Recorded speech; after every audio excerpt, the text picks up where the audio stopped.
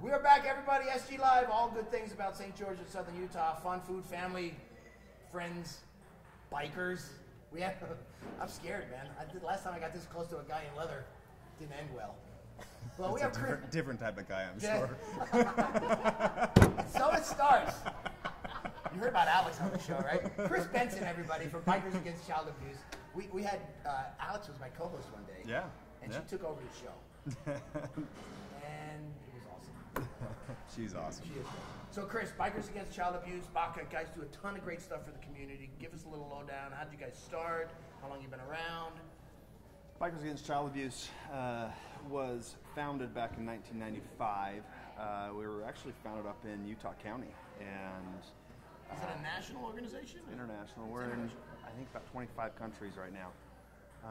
But it started in Utah County. There was a therapist that had a child that would come to him. They would do so good in the office. The child would do so well, and then he'd go home where the abuse actually happened, and everything would unravel. Everything would fall apart. He was scared to come out of his house, and so they actually, at that point, after that happening numerous times, he grabbed a bunch of his biker friends and said, "Hey, come with me. I'm going to go over to the house, play with the child out in front of the house, and see if we can, move past this fear that this child has at home where the abuse happened."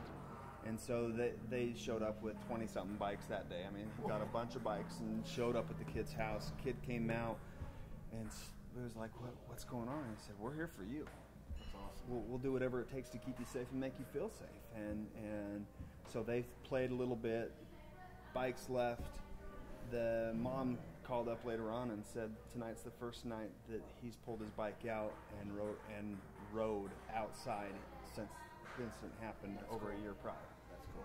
So then the founder, JP's his name, we call him Chief. He said, "I've got something here. Something triggered, something empowered this child more than I could do in my therapy session." And trust me, we're not all therapists. We are not to replace therapy. We aid the therapy. Right. We empower the children, which makes it so they can actually start working through therapy. So you don't use us and not therapy. You need the therapy. But from there, I mean, it grew, and it's grown so fast. We've got 9 chapters in Utah right now. We've got at least forming efforts in every state of the U.S., if not full-blown chapters. It takes a lot to be a biker, to be a BACA member.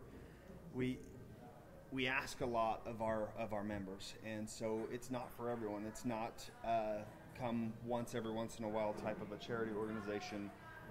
Either show up. You get the call and you go. Yeah, and it's a 24/7 gig. I mean, if we get a call that one of our kids is getting threatened at 3 o'clock in the morning, we show up with 15 bikes at 3 o'clock in the morning. And all of our families that we help out, we always tell them, call the police first if something happens, but then we're the next call. And I'll be honest, I think we have a better response rate than the police. I was going to say, I would be intimidated by 15 guys looking like you on motorcycles out in front of my house. Yeah. That would be awesome, though. Yeah. That's intimidating, man. Yeah. That's intimidating. That's getting the job done.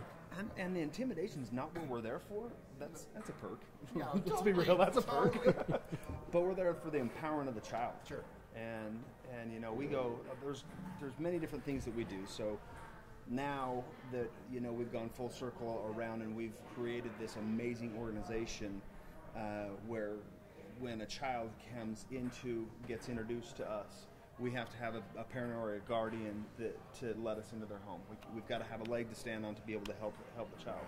And then at that point, we introduce ourselves on a small basis. We have 2 to 3 members show up to the house, explain who we are, what we do, make sure that we don't scare. I mean, you got to think how an abused child, if 20 or 30 motorcycles shows up to their front door, it's going to scare the hell out of them. Sure. And so everybody in the house. Yeah, right. And so we come on a small scale, and then we say, "Is it okay if we bring some of my friends back? I've got a bunch of friends that want to meet you too, and I want to introduce you to my BACA family." And That's cool. Then at that point, we do what's called a level 1, and it's the level 1 of intervention, and we at that point, organize a ride. We go with all the bikes. We show up, pipes blaring. It is loud. We make a scene and make sure that child knows that we're there for them. We give them a little BACA Scotty. Really? Yeah. That's cool. And the patches that they have on the back says they can choose from a number of them, but some of them is I'm empowered or I'm in the family. Some have flames, but it brings them into our BACA family. And then we let them know if they're ever scared to call us. We'll be there. Do they get a name tag? They do. Yep. So everybody has a name. Everyone does. That's what you're known by. And it's usually if you do something stupid, do something often, or I've named some people. So some here's really a question. Bad things. Here's a question. You've met Ed now. What name? What name for Ed? I mean, we've all got names for him. You can say that. Allow it to be in the Dick Tracey?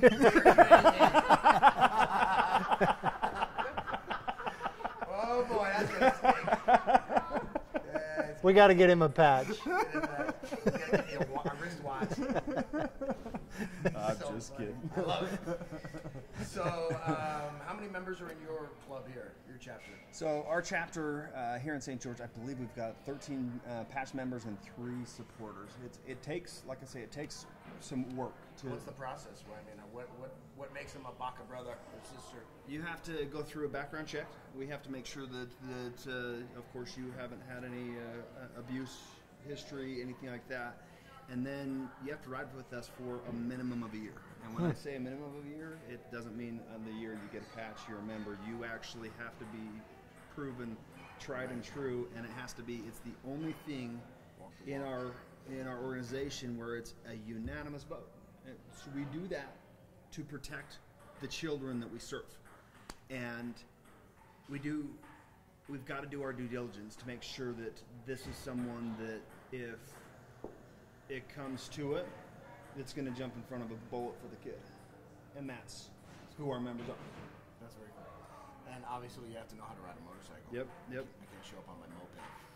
As long as it can hold a freeway speed, we don't discriminate. We actually have a dude that rides a bullet bike right now. Really? With us. Yeah.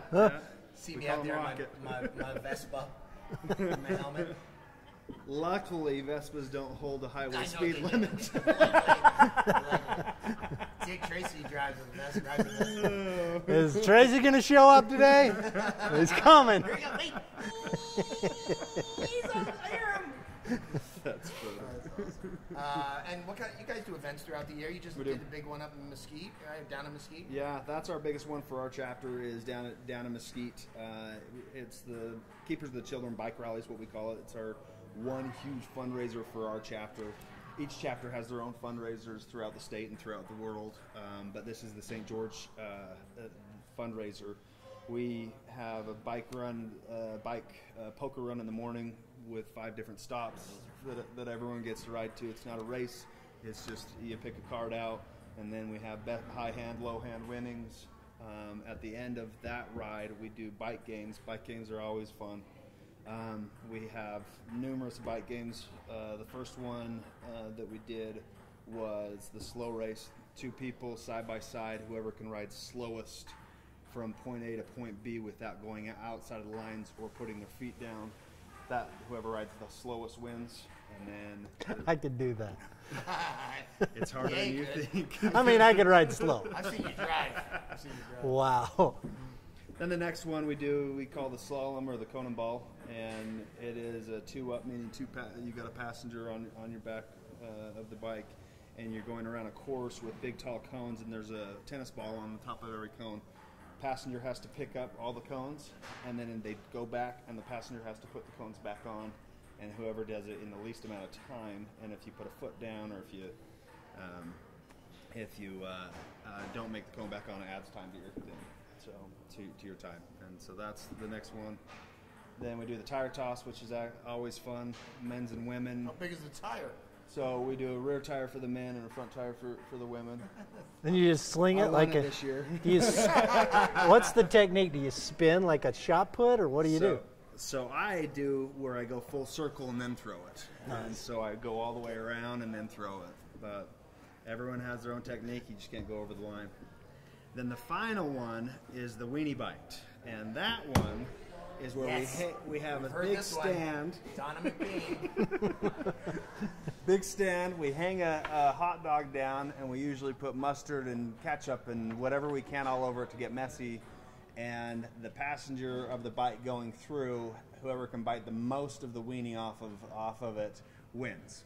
Is it cooked? And who was the winner? It's gross. It's cold. Right And out of the package. who was the winner this year? Your own Donna McBean. Yay, and Donna Twist. McBean. Twist was driving.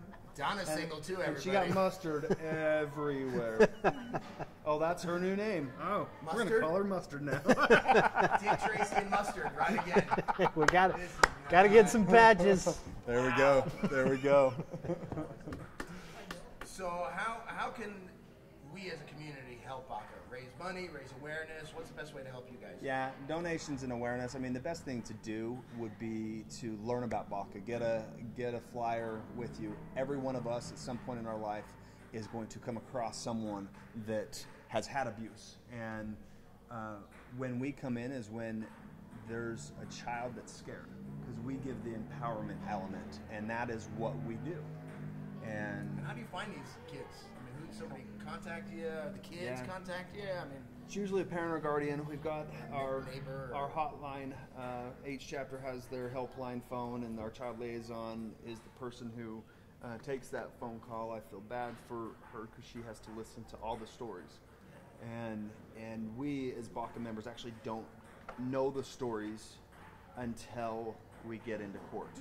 She has to know the stories to make sure that it's a legitimate case, and make sure that it's been reported, make sure that it's not just a custody battle that they're trying to get some bikers to help with or anything like that. But we do that for a reason. If we get told about the abuse, the opposing attorney could put us up as witnesses and would make it so we could not be in the courtroom. And that's where we are most effective, is when we're in the courtroom. Because when we go to the courtroom, oh man, in numbers. We do. We fill the courtroom. When that child has to testify, we go in there, and it's not for intimidation. Like I say, that's the kid must love having you there. Yeah, gotta love it. Yeah, there was a story, and a while back, one of girl sitting there, she's bouncing around, bouncing her legs around. One of the guys leans over and says, "Are you okay?" And she said, "I gotta pee." And he said, "Well, court hasn't started. We'll make sure court doesn't start without you. Go ahead." And stone cold face, she says, "He's out there." He's like, "Give me just a minute."